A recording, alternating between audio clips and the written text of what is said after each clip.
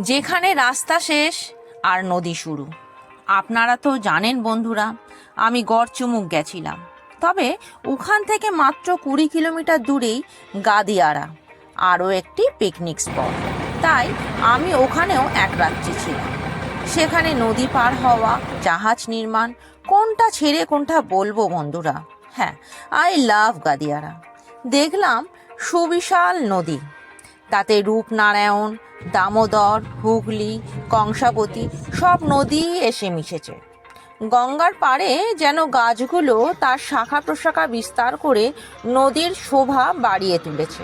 আর হ্যাঁ, হোটেলও আছে অনেক, যেমন হোটেল চলন্তিকা, মোবাইল নাম্বার 8910415136।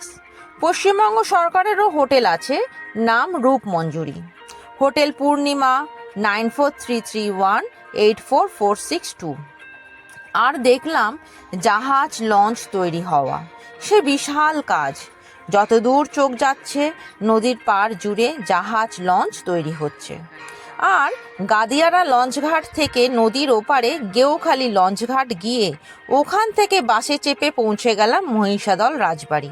হ্যাঁ, এখানে একটু বলে রাখি, কথিত আছে বন্য মহিষ দলে দলে চড়ে বেড়াতো, আবার নাকি পূর্বে এই দ্বীপটিরই আকার মহিষের আদলের মতো ছিল বলে মহিষাদল নামকরণ হয়েছে।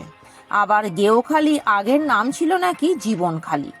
এটা মেদিনীপুর জেলার অন্তর্ভুক্ত হচ্ছে। এমনিতে মহিষাদল রথের নাম বরাবর আছে, আর তার সাথে মহিষাদল রাজবাড়িও বেশ প্রসিদ্ধ।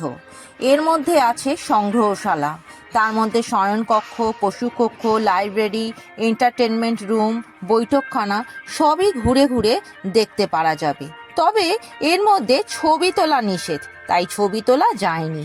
কিন্তু এটা বলে রাখি বন্ধুরা, এই মহিষাদল রাজবাড়ির মধ্যে গেস্ট রুমও আছে, আর তার সাথে বুকিং নাম্বারও দিলাম 9830547759। এই নাম্বার বুকিং করে 1-2 দিন সেখানে থেকে ঘুরে নিতে পারেন। রাজবাড়ি যাবার পর একটু গিয়ে শ্রী শ্রী মদন গোপালজির মন্দিরও আছে। রোজ সেখানে নিত্য পূজা, ভোগ আরতি সবই হয়। সকাল 8টা থেকে দুপুর 12টা ও বিকেল 3টে থেকে রাত 8টা।